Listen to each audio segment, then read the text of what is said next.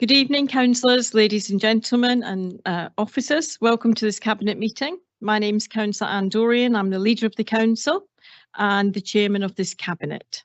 The Deputy Leader and Vice Chair of the Cabinet is Councillor Dale Broughton, who's sitting to my left. And before I start, may I remind everyone in attendance that this meeting is being streamed live on YouTube. And if you are watching this on YouTube, you're very, very welcome. We're going to move now to part one of the agenda, the preliminaries. Do I have Cabinet's permission to sign the minutes of the previous meetings, which were held on the 2nd of August 23 and the 30th of August 23? And I do just have to say, you do in your patch, you have an exempt minute on pink papers. So if any of you want to discuss that, we'll have to go into exempt session. And you'd have to, can I just ask, does anybody want to discuss anything on the pink minute? No, good. So we don't have to go into exam session. So do I have your permission to sign the minutes, please?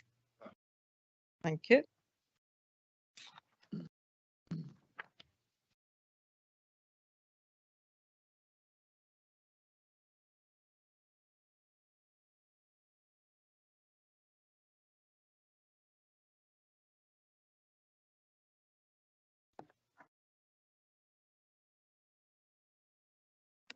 Thank you. Moving on. Are there any apologies for absence this evening? There are none for this meeting, Chair. Are there any questions from members of the public for this meeting? There are none for this meeting, Chair. Thank you. Are there any recommendations from the Overview and Scrutiny Committee? There are none for this meeting, Chair. And are there any recommendations from the Boston Town Area Committee? There are none for this meeting, Chair. Thank you, Pippa. Sorry, if I could just take you back to Sure. Item C. It's declarations of interest. Sorry. Oh, I Sorry. beg your pardon. Thank you, Pippa, for keeping me right. Does any member wish to declare an interest in any item in the agenda this evening? No? Okay, that's fine. Okay, so the first item on this evening's agenda is one that I'm going to deliver, which is the Q1 Performance and Risk Report, which starts on page 9 of the agenda pack. And Suzanne Rolfe has very kindly agreed to be here to help me with that. So let's go through that. Starts at page 9.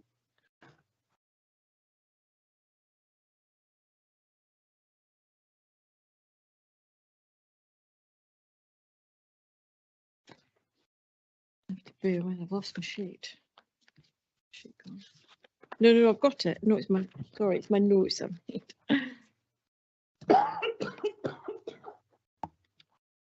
Thank you for that. So this is the Q1 Performance and Risk Report, and I'm delighted to report that the majority of performances are on target or better than target, and where they're annotated in red, which means they're behind target, there is a narrative there which gives you some commentary as to why that is. So I'm going to start by going straight to page 13, if you want to go with me. And this was just to highlight the homelessness prevention, where 54% of cases resulted in the customer not becoming homeless, when our target is actually 70%. Now, some cases can't be followed up because if those people have not been back in contact with the council. But for comparison, the latest available East Midlands performance is 56%. So we are on or around the average for the East Midlands. Okay, still on page 13. I'm moving to the customer contact calls. And 83% of these calls were answered against a target of 90%. The average speed of answering calls is 235 seconds against a target of 120 seconds. And the reason given is that the volume of calls was higher than expected, and the complexity of calls. When residents ring, they are bringing many different issues with them rather than just ringing up about one single issue. Having said all that, a new IT system was introduced in April, and then we had a callback system introduced in May. I think people are still getting to grips with the callback system. They might think, oh, I don't want to press that button because they'll never call me back. But rest assured, they will get called back, and we want people to use that more and more. The early signs for June are positive. We don't have a lot of data for that yet, so it'll be interesting to see how Q2 turns out for that target. Okay, over the page to page 14. The land charges are taking an average of 6.74 days against a target of 6 days. The recommendation which we took through full council was to amend the target to 8 days because this was just proving unworkable, and I was delighted that full council supported that. Again, we can keep an eye on that in Q2.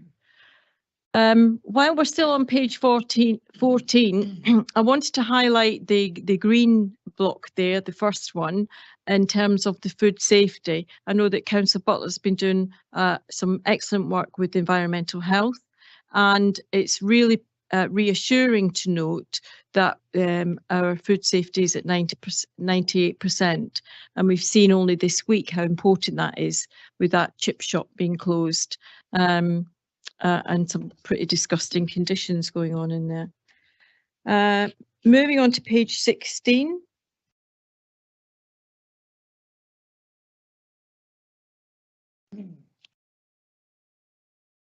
I will come back and let you ask questions, don't worry. I'm just going through the red, really.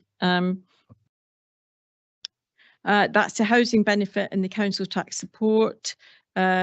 The changes, people who have changes in their benefits are processed an average of 14 days, whereas the target is 12 days. And the reason given is that, again, the increase in volume. I'm led to believe this has been proactively managed by the managers in charge of that department. So this is something else that we'll look at in Q2 and hope to see a change there. I'm going to move on now to page, I've given myself the wrong page number here. Corporate complaints, yeah, it's still on page 16, which again is red. The Q1 is that corporate complaint? Yeah, 88% of complaints been responded to on time against a target of 95%. And that was only actually 1 out of 8 complaints that brought that number down. So I'm not too distressed about that as we sit here tonight.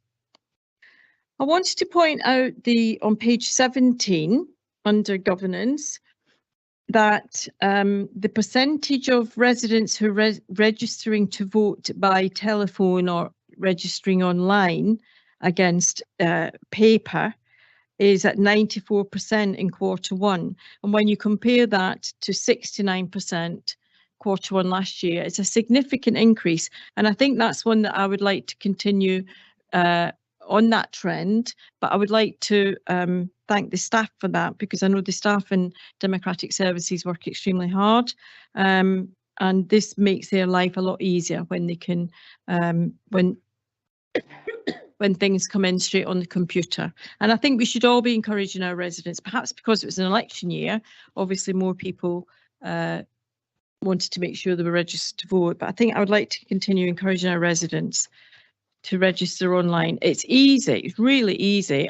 I did it with a resident and it took just a matter of like 4 or 5 minutes. It was really simple. Okay, where have we got to? Page 17. And that was the planning decisions. We have 56% of decisions had time extensions against a target of 30%.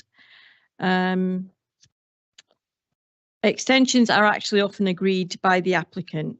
It's not always seen as it's not always our fault. Sometimes the applicant themselves want to change the plans or their architect's drawings, but this has been proactively managed. Now, lastly, on page 22, you'll be glad to know we're nearly finished. It was just to highlight that we've got two new strategic risks there, and the implementation of the Environment Act is something that we're keeping a very close eye on. We know government are keen to kick this can down the road. Whether this will be enacted before the general election, we've no idea, but there is a significant risk there to us, depending on how that comes about, and the introduction of extended producer responsibility.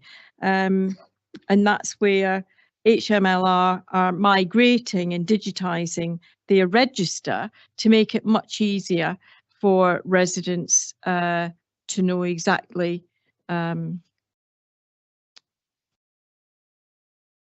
Sorry, have I read the wrong thing?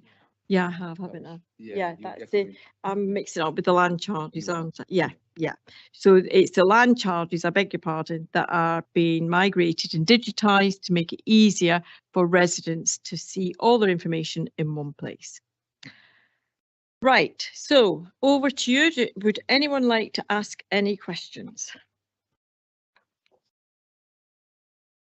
Oh, I'll take you, Sarah, and then John. Hi, on page 15, the fourth line down, the percentage of partnership workforces who feel informed about the partnership and what decisions it's making is only sitting at half. I wondered if when sort of surveys are sent out, is there any area for comments there so that staff can sort of give more feedback and that could be looked at? Yes, I believe there are opportunities for staff to put comments, but I'm happy for Suzanne to come in on that.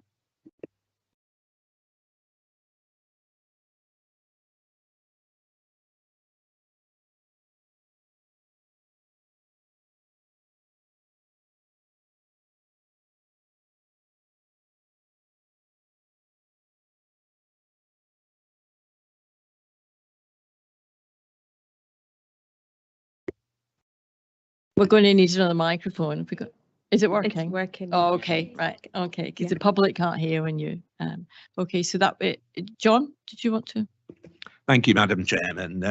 I was going to mention, obviously, when we look at statistics like that, it is quite human nature. You concentrate on the reds, but there are lots of ambers and greens. So I was going to comment really to say thank you for all the officers involved in this performance. And then to go on to say, compared to previous reports, it's brilliant. The narrative now is much more comprehensive, isn't it? Each area director and the officers concerned have come up with valid comments and how they're going to take it forward. So I think that's a positive view, really.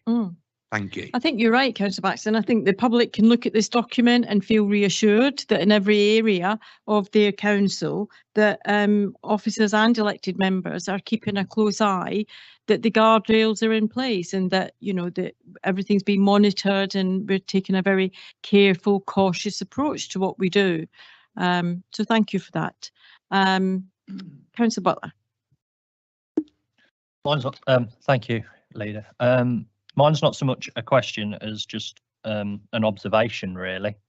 I find it on page 13, the number of verified rough sleepers, it's quite concerning that from quarter 1 in 22-23 to quarter 1 in 23-24, we've nearly doubled the amount of homeless people rather, in the borough. Obviously, I know external factors are at play with that, but it's still quite concerning at the same time. And also, I'm pleased to see that we now have new KPIs for the number of fixed penalty notices and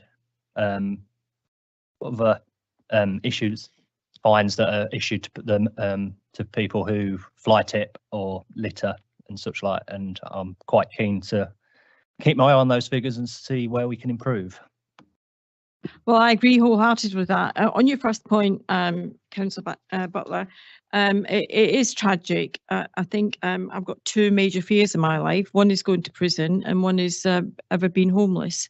And I really do feel for those people that find themselves without a bed for the night or any night. I think it's really tragic. And you're right, the number has doubled compared to this time last year. And as we go into winter, it's a horrifying thought. Obviously, last winter was pretty bleak for a lot of people that had utility bills that, you know, rose threefold or fourfold, and there's all sorts of cost of living pressures on people out there. And to your other point about, but by the way, I know you went out with no, you didn't go out with the rough sleeper team. You still do that, haven't you? But the others went out with the rough sleeper team, and you saw the valuable work that team does. To your other point about the fly tipping measure, I think that's excellent. We obviously campaigned on that, and I think it's important that we do keep a really close eye on that, and that we begin to see and feel a difference in our borough, and we want our residents to see and feel a difference. And I know that you're working incredibly hard with your team to make sure that happens. So thank you. Councillor Creswell and Councillor Broughton. Okay, mine's the same. It's more of a comment or an observation, I suppose, on page 14. Two things that I think we've been really actively working on. Obviously, Councillor Broughton's been looking at the markets, and when you see the market stall occupancy there at 67.93%, the highest it's been in the last year, I think that's absolutely fantastic and a credit to the work that Dale and the officers have been doing. And likewise, I think if you look at the percentage of fly tips collected within 3 working days, at 99.24%, that's again the highest it's ever been, which I think is a huge thank you to Councillor Butler and everyone who's been working on that. I just think they're two things that the public would be particularly interested in. Thank you. I agree. Obviously, front-facing services is what the people see, you know, in their daily lives. I know the Councillor Broughton's got great plans for the market, and he's working incredibly hard on that. So thank you for your comments. And yeah, and you're right about the fly tipping.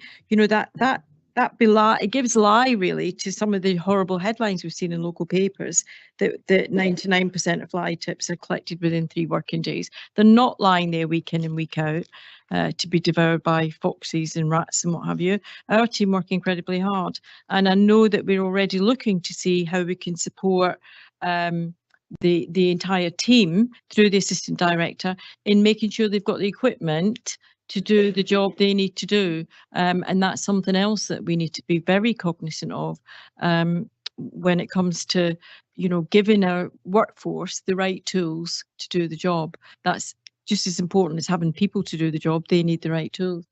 So thank you. Councillor Broughton. Thank you, Chair. Mine's more of an observation as well. You pointed out on page 13 that the average speed of answer for customer contacts double what it should be, 235 seconds to 120. But if you look on the bottom line, customer satisfaction, it's the highest it's been, 99.21%.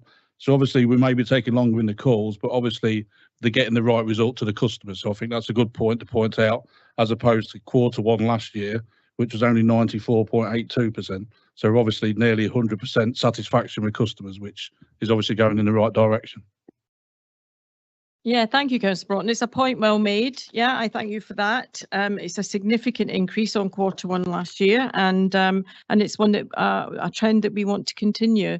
So I think you're right. I think the steps that are put in place now, the residents are getting a good outcome from their queries that they raise at that first point of contact.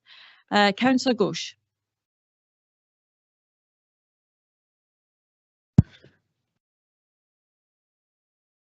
Yeah, it's regarding page 21, cyber incident.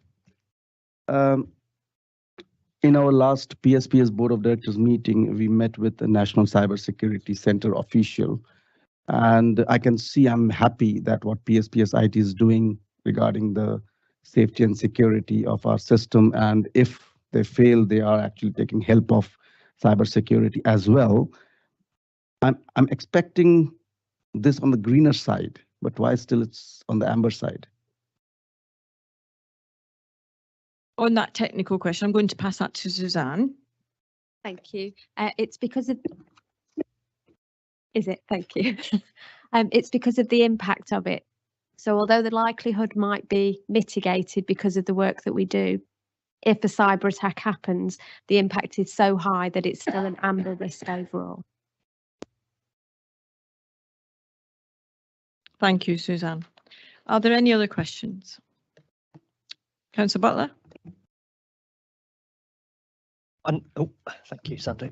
I just noticed that our collection rate of business rates is about 4% lower in Q1 this year compared to Q1 last year. Is there a reason for that at all? It was last year was 33.73% was collected at this time, whereas this year it's at 29.71. The commentary there, Councillor Butler, explains that there was changes that took effect in April 23 that made it very difficult to draw a comparison between the two Q1s. So it's only really shown a trend at this time. But we'll keep a close eye on that as we go into Q2. Thank you. Do you want to add anything to that, Christine? That's absolutely the position, Chairman. So thank you. Okay, with that then, I'm happy to formally move the report. Do I need to read anything out, Pippa? No. And we'll look for a seconder, please. Happy to second. Right. All those in favour? And that's clearly carried. Thank you.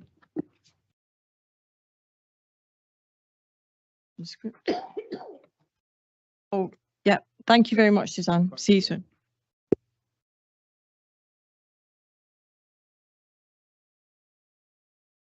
Okay. Now we've got the 23-24 Q1 finance update, and that starts on page 27 of your pack. Councillor Ghosh, would you like to present? Thank you, Chair. I'll take from the page 2.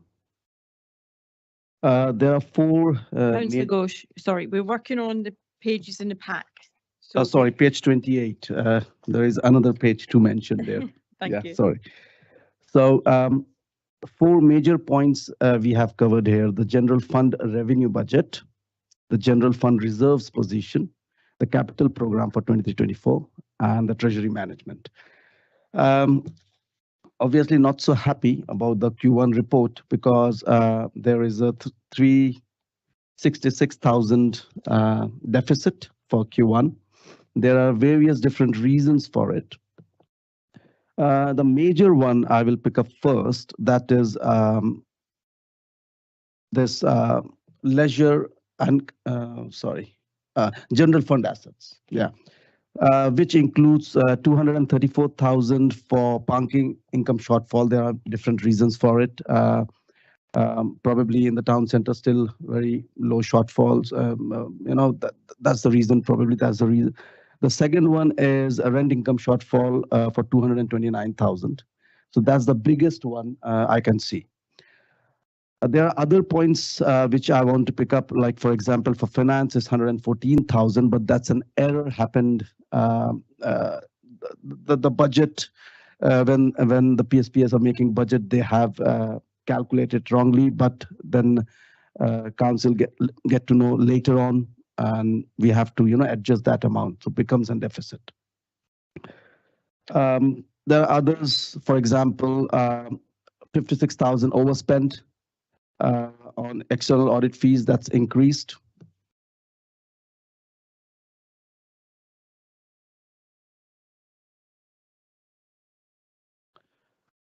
Uh, 21,000 all pay transactional cost. It increased because many nowadays are paying by cash cards, so that's handling fees increased. I'm actually looking into that side also, how to reduce that bit.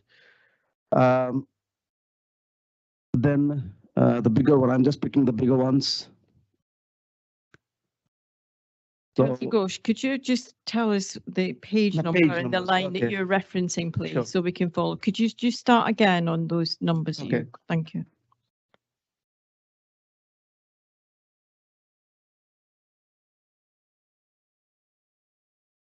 so let's start from page 32.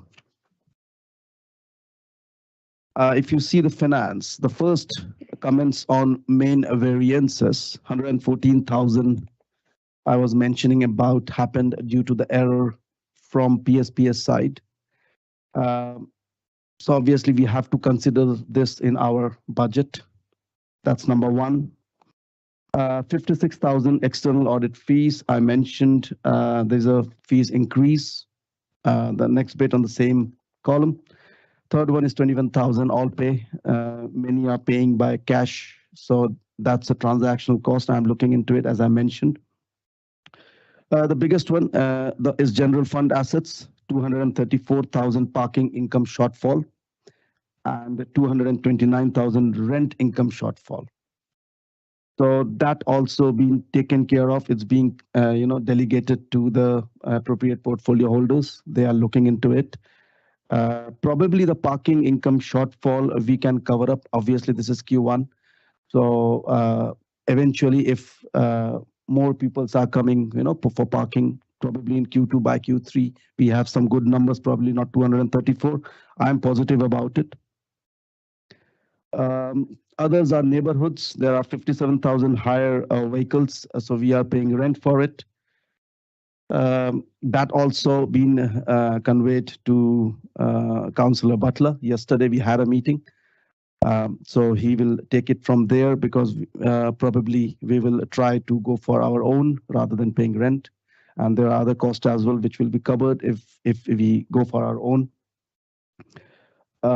Commercial waste, again, it's an overspend. Again, it's a budget error happened, 45,000 from PSPS side. So that also been taken care of. We have to add that.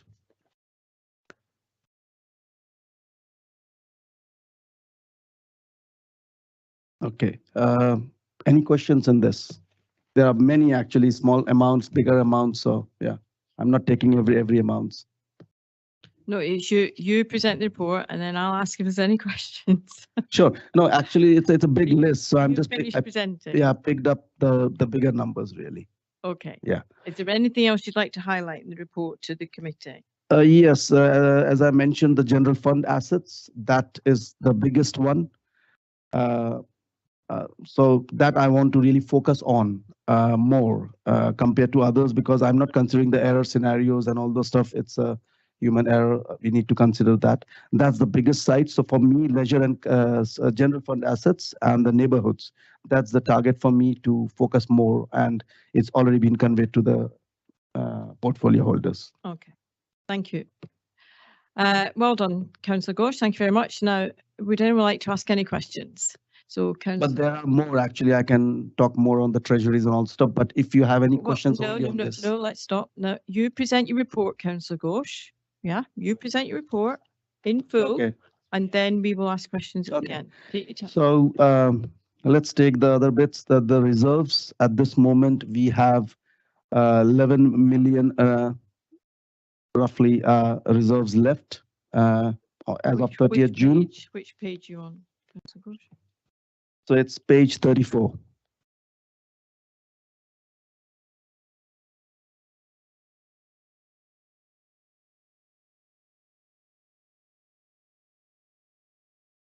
Okay.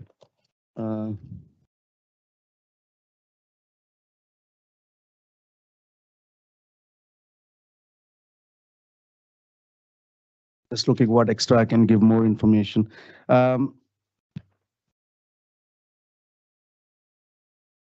Yeah, regarding insurance, we have 5 in the quarter we have to pay for.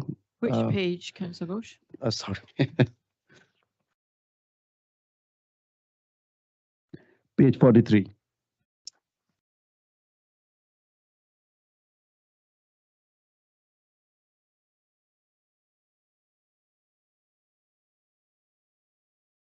So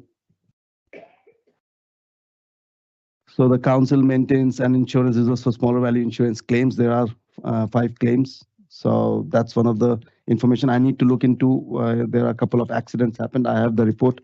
I just want to know about it more, why it happened, and really go into deep.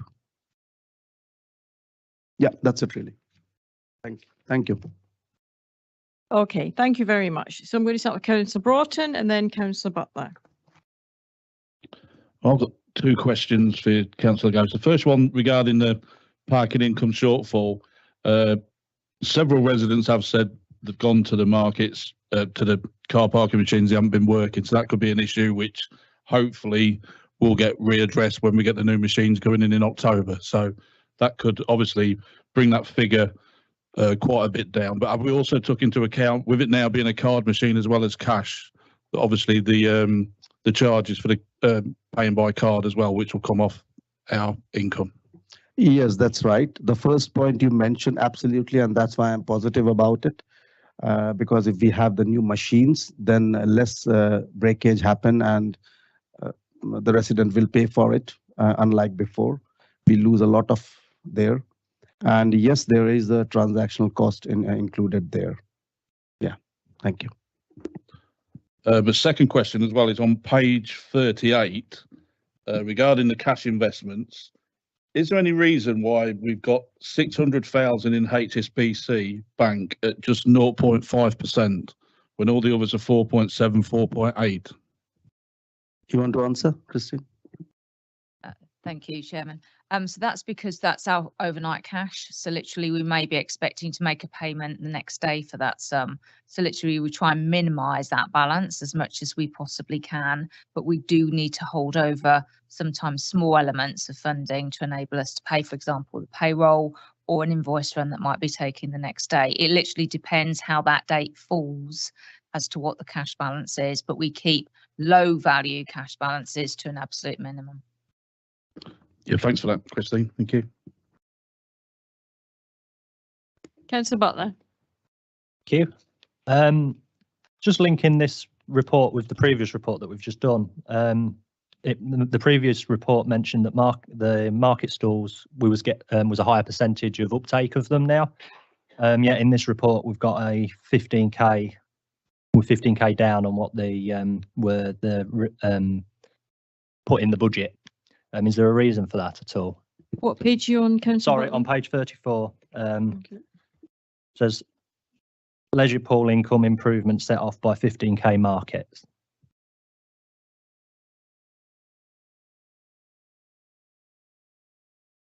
Do you want to answer that? No. You want to answer that, Christine? This is one we need to have a look into. I think there may be an underlying issue there that I need to take away. Okay. And secondly, on page 32, planning and strategic infrastructure, planning fees underperforming. This is more for myself. What does that mean? Does it mean we're not getting as many planning applications as we would have liked or would have hoped?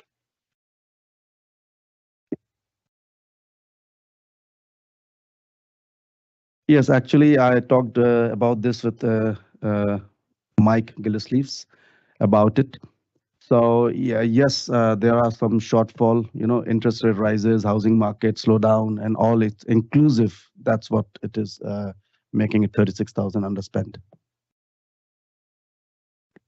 Anyone else like to ask questions? Councillor Baxter, then Councillor Sharp. Thank you, Madam Chair. These are more general questions because obviously this is the first time I've seen a document like this. So I was very impressed with all the work that's been involved. Obviously, with the situation in Birmingham, for the people on the street, they might look and see deficit and start to panic. So I think it's probably important really to ask, are there any trends in Q1? We talked about the planning applications, and I know from research, it only takes one big development to come along and straight away go from a deficit to a great big profit. So I just wondered, my first question was, does this normally show trends Q1, or is every year different? Every year is different. Every year is different. So we've obviously been through a period of turmoil with COVID. We've also had a lot of economic factors. Interest rates have spiked. So there's, I don't think any year has been the same for the past 4 years, I think it's fair to say. We've also got the economic situation, question mark around any lag around business rates or COVID impacts, all of those sorts of things in the mix at the moment. So I think that turmoil will probably continue for another 2, if not 3 years. Obviously, if things settle down, you may then start to get more normal trends, but I'm not quite sure what the new normal is at the moment. Just to add, yes, indeed, Christine. For example, 2 years back, the interest rate earning is 3% on an average. Now it's increased. So obviously we can make up some of the amounts. Obviously it's every year, it depends upon what's the interest rate, inflation, what the cost we have done, how much money we have on treasury, you know, interest rate earning, how much property fund we have invested. Probably not anymore in the near future, but yes, it all depends. Thank you, Christine. Yeah, well, I expected that answer really, because there's no normal, is there really? The other thing I was going to mention is Councillor Ghosh, and I know Christine has gone through the individual sort of deficits, etc. So this is a 3-monthly document, not something I've been involved in before, but in between, do you have reviews? You know, obviously it's highlighted some large amounts that then get referred to portfolio holders, area directors, but for the ones that are quite shaky, do you monitor them closely then, please? Absolutely. So we have a monthly process in place. Obviously, when you're starting the year, you've got a lot of year-end transactions that make it slightly more difficult to look at. But as you start to get towards Q1, you start to get a feel for how it's shaping up. We categorise budgets in risk levels. So you'll have those budgets that are high risk. They're quite volatile. There'll be your income areas like car parking income, planning fee income, areas that are volatile in terms of spend, such as homelessness, etc., or where there are drivers of volume and perhaps price, like fuel and power. They'll all be scrutinised closely. So we do it on that risk basis. The less risky budgets still get reviewed, but they get a lighter touch review. Obviously, if they get flagged up as something's happening that's unexpected, they'll shoot up the risk profile and they'll get more robust review at that point. So yes, every month they are reviewed, and then a full review to members takes place every quarter. Yeah, thank you. Yeah. Reassuring. I was going to mention as well with the investments as well. Obviously, sometimes you have to look long term, but as Councillor Broughton mentioned, that we're concerned about interest rates. But how often do you monitor those then, please? So what we've been doing, because investment rates have been going up, we've been doing something called laddering. So effectively means we try and spread your investments over a year, so they're not all maturing in 1 month, because if the rate suddenly dropped, you'd have a big impact at that point. So the laddering means that we effectively spread your investments over the year. So when they mature, we then have to take a view on whether to lock in long or to lock in short. So if the rates are looking like they might go down, you'd lock in long to guarantee those rates. If you think the rates are going to go up, you'd lock in shorter so you can benefit from the rate rises when they occur. I think when we started to lock in, we locked in long because we didn't think they were going to keep going up. They kept going up, so we've continued to lock in long for you. But it still means, as you can see in here, they are stepped almost monthly. So they're maturing on a regular basis, and then we review them at that particular point in time. Yeah, just to add, the first question, Councillor Baxter, I really want to involve all the portfolio holders during this Q1 report and also in the futuristic budget, so that you will always be, you know, part of when it's going on. So getting less shocks, really, you know. The second question you asked about, you can check on page 41.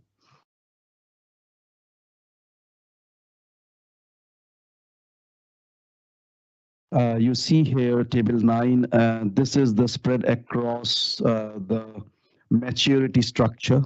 So that much of amount is less than 1 week, so a percentage of the total portfolio. This is actually the property fund plus the cash investment altogether becomes 100%. So this is what it is. Less than 1 week is 26%. You see 1 to 3 months, 6%, 3 to 6 months, 12% of the total portfolio. That's the whole, you know, spread. Thank you, Councillor Ghosh. Can I ask you not to talk right into your microphone because it's causing a crackle? So just get that optimum distance, please. You're either people too far away or too close. Would anyone else like to ask a question? Councillor Izard, then Councillor Sharp. Sorry if you were next. Sorry. Councillor Izard, Councillor Sharp, Councillor Button. Thank you, Chair. Turning to page 34. It's on. Turning to page 34, we've got table 4. The reserves of COVID-19, how long are they going to be ring-fenced for? Does anyone know? Sorry, what's the question again? Under table 4, the general reserves, under COVID-19, we're keeping some back. Is that going to be rethinked for much longer, or do we think the COVID issue is resolved? Yeah, Christine, you can come in. Thanks. Just to assist on that, Chairman. So it is something we probably need to review this year, to be honest. We were still seeing the effects of COVID last year, I think it's fair to say, across income streams. So that's why that balance was maintained there. I think it's something that we'll need to review for this financial year and probably put that into another reserve. And I'm pleased to say on that, Councillor Izard, that Councillor Ghosh and Christine are already looking at next year's budget. Don't forget, we are currently working with last year's budget, which was set by the last administration. So already Councillor Ghosh is getting ready to set next year's budget.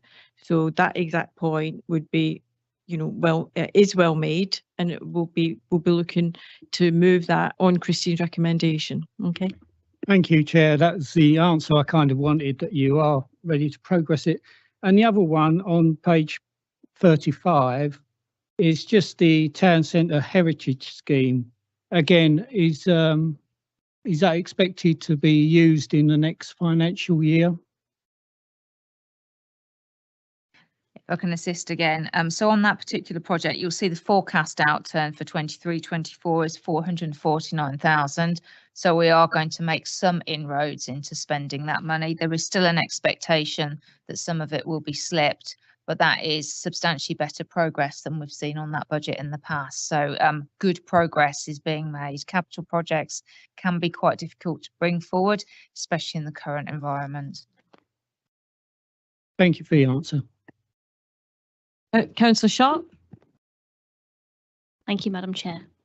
On page 32, it's about the external audit fees. I know that is the auditors are set by government. I get that, but is that huge sort of overspend compared to last year? Is that across the partnership? Have they seen that as well? Please. It's national, so we've seen. I think it's fair to say that audit fees got constrained heavily, and I think we saw challenges in our audit service as a result. It went out to contract again and tender, and also there's been a lot of challenges by the audit firms in terms of that contract, which have resulted in hikes. So it's a combination of the national position. Everyone's had this, not just us. It's been a countrywide situation. We're all in the national tender and have had the same. It's been the fact there's been delays. Again, in some cases as a result of national positions on things. So as a result of that, we've incurred extra fees. And then on top of that, in certain areas, we've had to have extra audits undertaken. So it's a little bit of a perfect storm. And I am expecting a significant increase for next year. So that will be a feature for next year's budget, because the audit fees have literally just been announced for 23-24. So all I would say is this is something that we will see in certain contract areas. Councillor Butler. The question I was going to ask has been asked by Councillor Izard, so there's no point asking it twice. Councillor Baxter. Yeah, as I look through this amazing work, obviously this just covers Boston Borough Council. As we lean towards partnership working with our sister councils, do you foresee then that any of these deficits could be helped by sharing economies or sharing good practices with our sister councils, please? Absolutely, and that is reflected in your annual delivery plan for the services and the assistant directors to explore where those opportunities might exist. And that'll be something for consideration as part of the budget setting process for next year. Anyone else? I'd just like to thank Councillor Ghosh for presenting this report. I've had detailed discussions with him, and we are keeping a very close eye. I want the public to be reassured we're keeping a very close eye on the budget. I have every confidence in Christine Marshall as our Section 151 officer.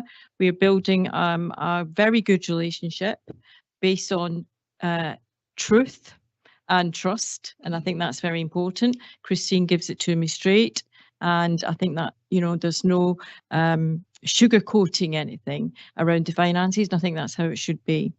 I think Councillor Ghosh made a great point that as portfolio holders, you all need to acquaint yourselves with your budgets in your own portfolio holder portfolio areas, so that you've got your finger on that pulse, because we all have a collective responsibility to this budget. So that being said, would you like to formally move the report, Councillor Ghosh?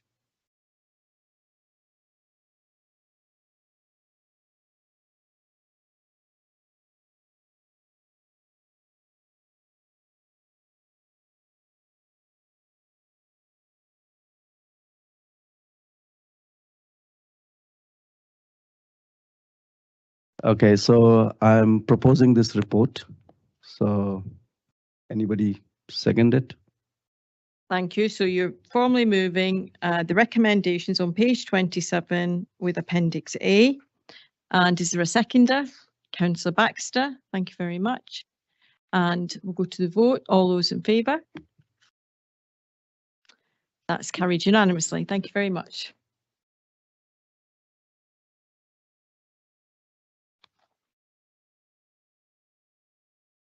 Okay, it's back to me again. The next item is the partnership communication strategy, which starts on page 45 of the agenda pack. And we are joined by Sean Gibbons, and it is, I don't think James is here, is he? No. So we're joined by Sean. Thank you for joining us remotely, Sean. Welcome to the meeting. Good evening, everybody. Thank you. Bear with, we will. So I'm happy to present this report. We have, I know you've all looked at it in detail. It's an important document because it sets out our aims and objectives for communications. And this report clearly states what the communications team intends to do, how they are going to go about their work, and how their outputs are going to be measured. As the document sets out in the introduction, it's not designed to go and sit in the drawer and gather dust. It's going to be what's known as a living, breathing document. It will be published on our partnership website for everyone to see. And just like the financial report, it's going to be reviewed on a regular basis.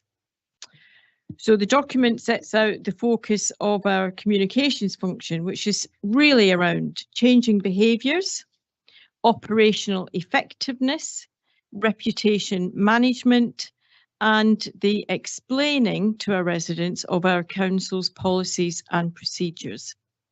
And it's important for members to be aware that the document has been through the scrutiny process at all three councils. It's been formally approved at South Holland. It's been through scrutiny at all three councils and has been formally approved at South Holland, and it will go shortly to East Lindsey. So that being said, I'm happy to take any questions on it. Councillor Baxter. Thank you, Madam Chair. As I read through this, I thought, what amazing work, really, especially since it fits in with our concept. We want to be more transparent and explain our decisions. I've been totally impressed with our team and the fact that on Facebook and public as well, videos, we've used every form of communication. So I think, well, obviously some difficult times as well, but some of the transparency I think is appreciated by our residents. Something that's very important for us all. But the thing that I found really good as well is on page 47, where it mentions that we've consulted various people, we've got a policy development panel, so we're still listening to members and looking at ways of revisiting the strategy. So I thought that was a really good idea, and it's going to be picked up at a review of member communications. So I was very impressed with this, and lots of hard work's gone into it, so thank you. Thank you, Councillor Baxter. Yes, I know that the comms team have worked very hard on it, led by Sean, who's here this evening. And what you say is right. We campaigned on being transparent and open with the public. And even when the message is difficult, I think the public appreciate the fact that we take the time to explain the decisions that we've taken and the background to those decisions. And a good case in point was very recently with the illegal encampment of the travellers. That was an horrific episode. But when we put together the explainer, as we called it, a piece written to inform local residents of what we did and give them a detailed breakdown of day by day what we did and why we did it. And I got a lot of feedback from that, Councillor Baxter, that the public really appreciated the fact that we'd taken the time to explain all the things that we'd done and not just that, but the constraints that we were up against. The fact that we couldn't just, do certain things as quickly as they might want to, that the police were constrained in certain ways and we were constrained in certain ways. So I think it's important that we share that message and that we continue to do that. Councillor Creswell. On page 53, the third bullet point talks about using social media as an engagement and conversational tool, listening and engaging with our communities. I've been really impressed with how the team across the 3 councils have responded to residents when they've asked questions, and they've responded to that really, really quickly. And I'm impressed with that. I'm just cautious about the workload that might bring for some of those officers when they're monitoring those comments. So I just wanted to make sure that, just to raise that really. I do think that's a point well made. I've discussed with the team their work-life balance because, like you, I've perhaps found myself on social media late in the evening and seen our officers respond to comments by the general public, by local residents. And I think, why on earth are they working at 11 o'clock at night? But that is testament to their dedication, their professionalism and their commitment to the job. And I think they want the partnership to succeed. They want this council to succeed.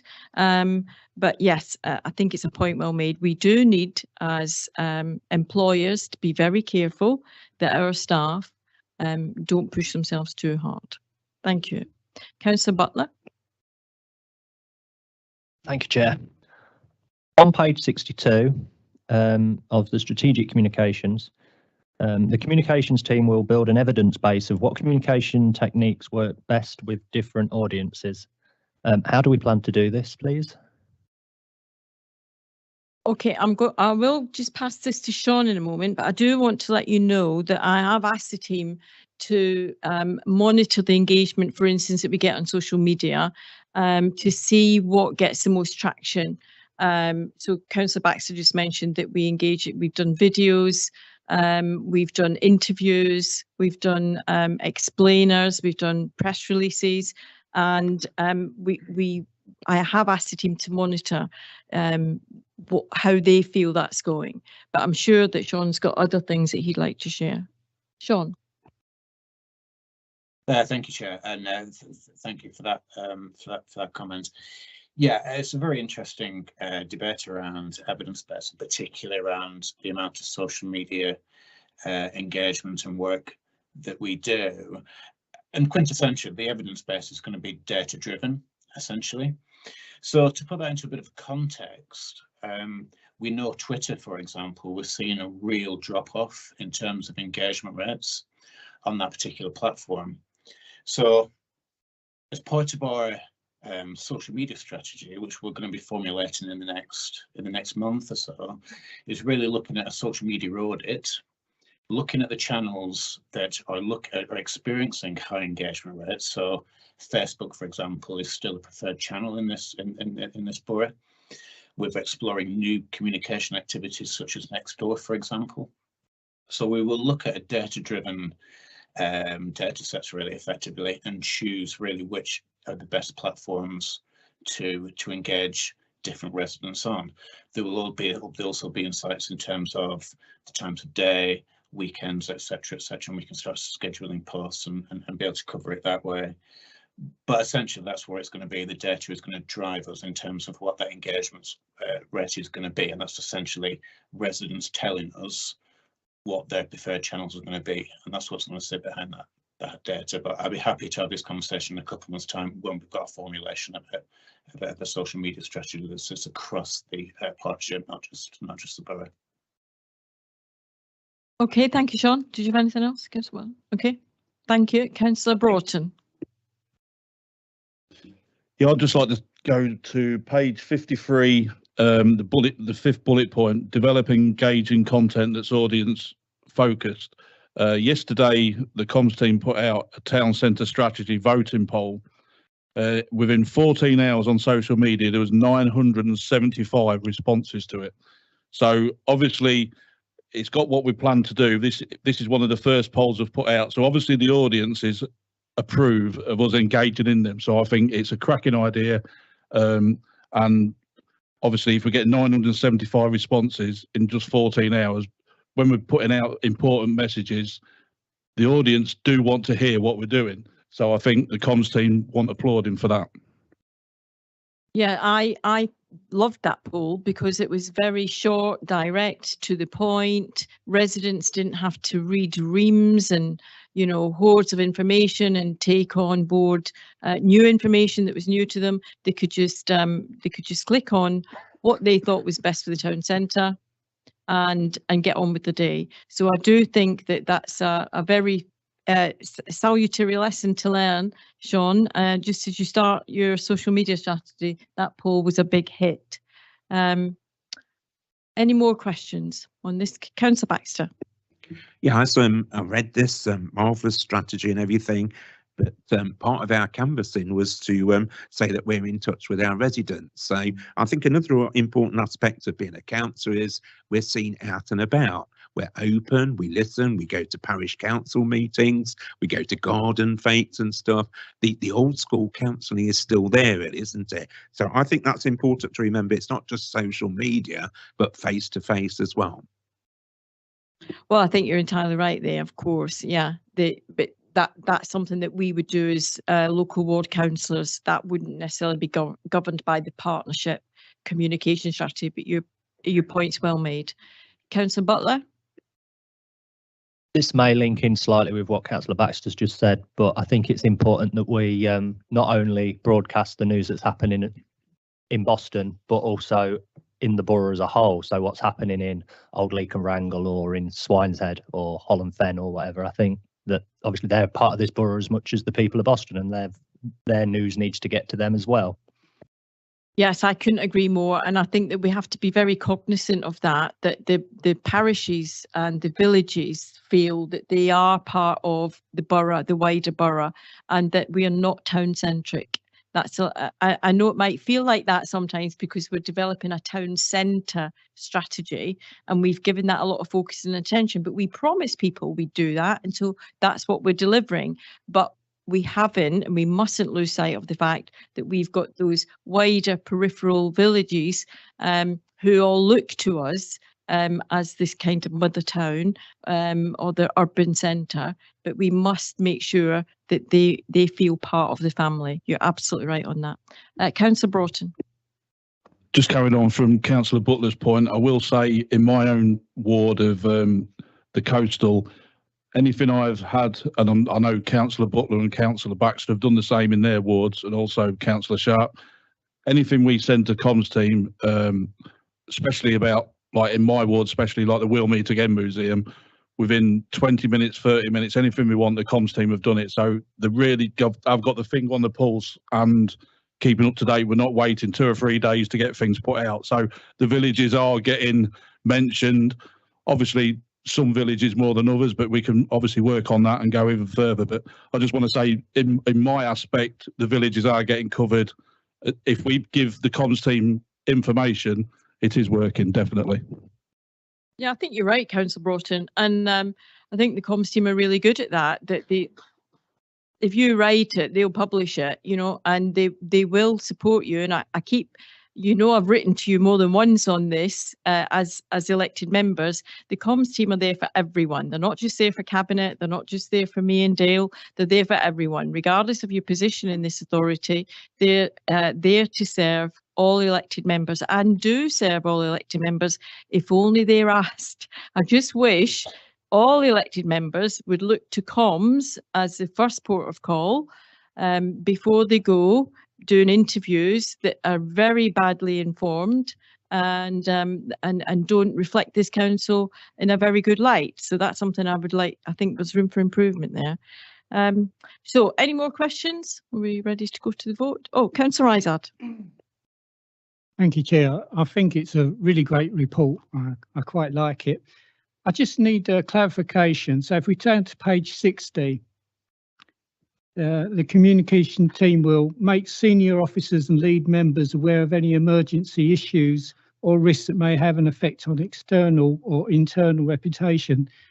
What is the difference when they mention members to lead members? I understand what senior officers is, but what's the difference between lead members and just members, please?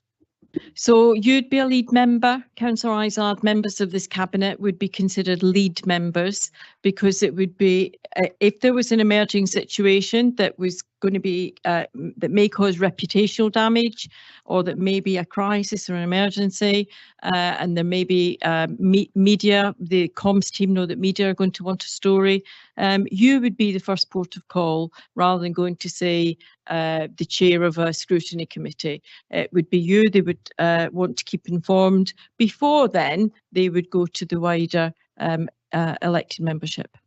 Does that make sense? That's lovely, Chair. Thanks for the clarification. No problem.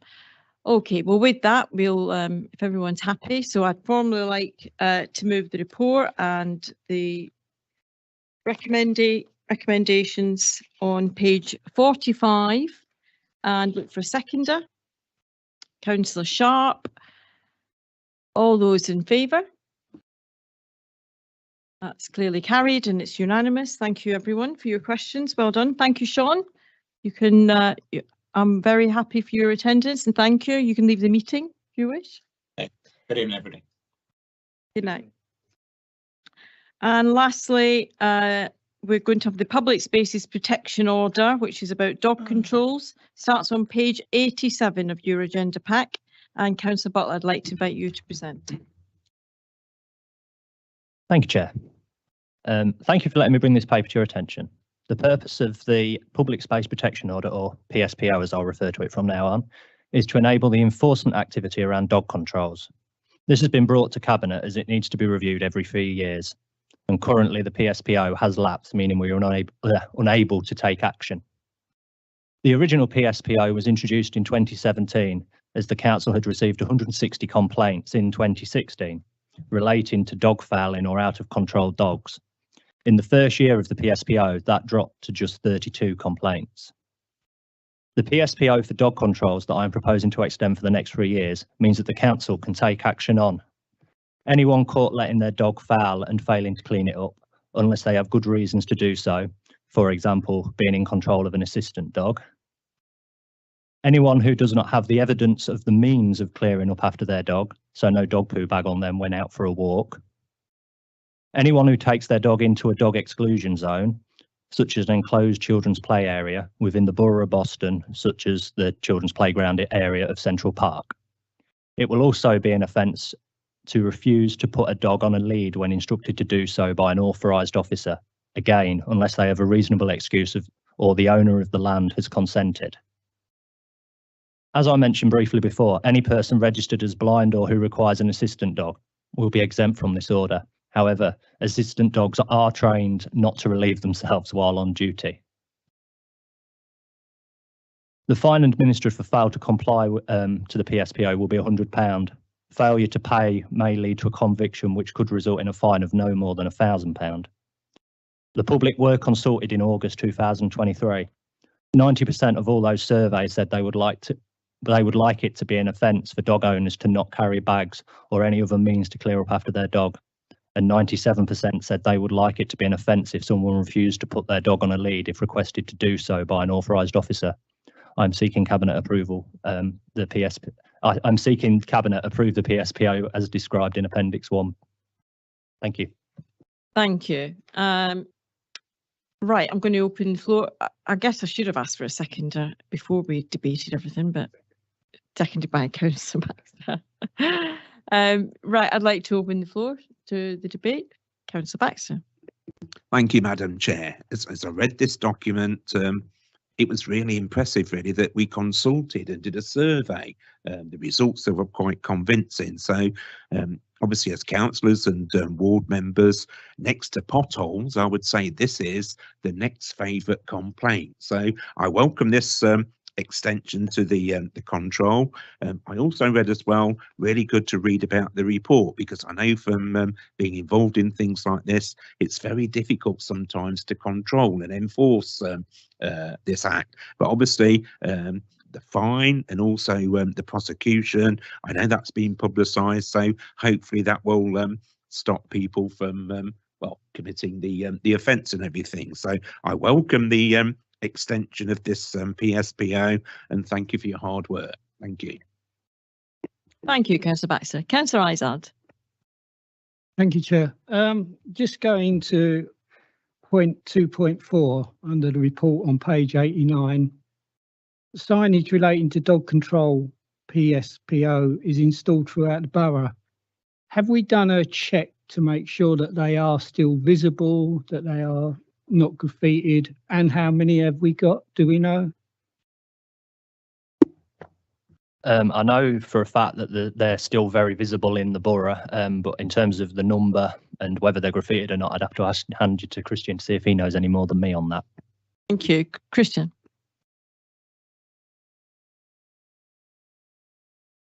I don't know the exact number, and I wouldn't be able to add anything more really to what's been said. But as you said rightly, the signs are in the borough, and as far as I know, there's plenty of them, and they're visible to the public. And I just add as well that I know that there's been some new ones gone up recently, because we had an issue in our ward with one that was put in the wrong place. Are you aware of anything, Councillor Izard, that there's a spot where you think there needs to be one?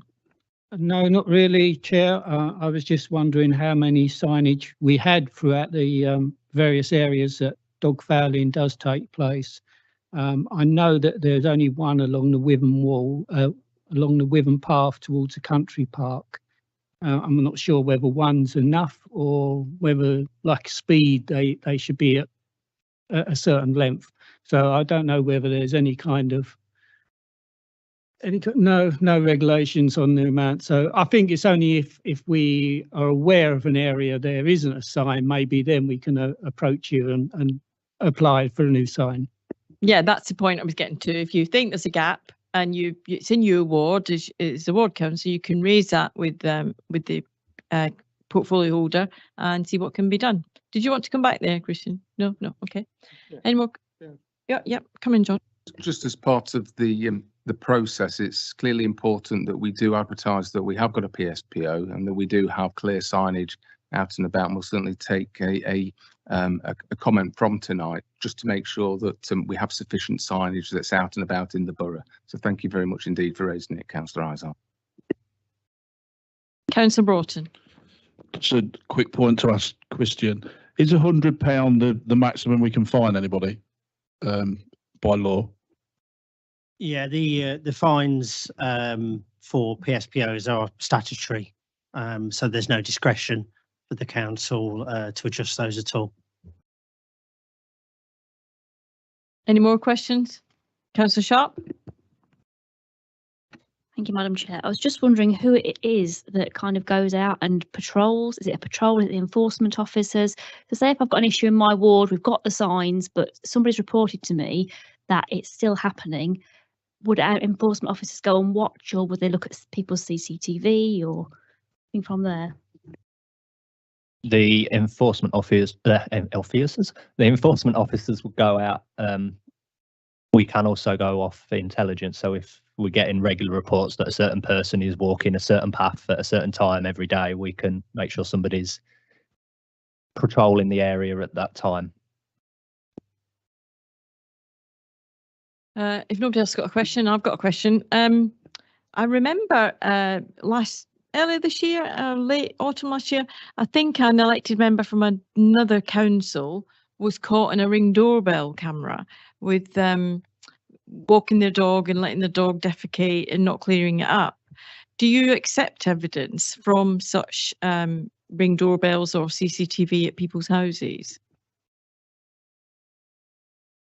I would assume so. I mean, I'll get Christian to clarify, but so long as the occupant of the house is willing to give us that information and potentially take it forward, then yeah, I can't see why not. Exactly that, Chair. As long as the occupant is willing to provide a Section 9 witness statement, yes, we can take enforcement and serve an FPN retrospectively. Yeah, well, I think obviously at that time there was media interest because of who it was. That, you know, someone should have known better. And am I right in thinking that the council still provides poo bags at reception for dogs? Yes, they do. Okay, so I just wanted to make that point. As we're going into winter, we're going into more utility bills increasing, that there's no excuses for people to say they can't afford to buy poo bags because this council is going to provide them free of charge should you need them. So I think that's an excellent facility, and I'm absolutely delighted that you've continued that on, Councillor Butler. Did you want to come back? I'd just also like to add and say a personal thank you to the members of the borough who personally put out bags for residents to use. I know there's a house in Tollfield Road that does it, and as I know there are in other areas of the town as well. Yeah, that's right. I think that's a very neighbourly thing to do. So, and as a dog owner myself, I feel really quite passionate about this. And actually, as a responsible dog owner, actually, this very act made me change my behaviour. Not when I was elected member, when I was just an ordinary resident. This came in, and I thought, crikey, I've got to make sure I'm not going out just with one bag in my pocket. I need, 3 or 4. And so that's what we're about. We're about changing behaviours so that we can all live in harmony.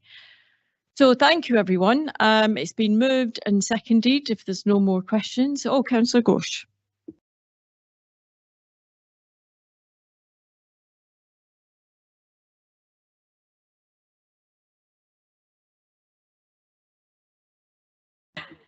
It's been moved and seconded. We'll now go to the vote. All those in favour? That's clearly carried. It's unanimous. Thank you, everyone.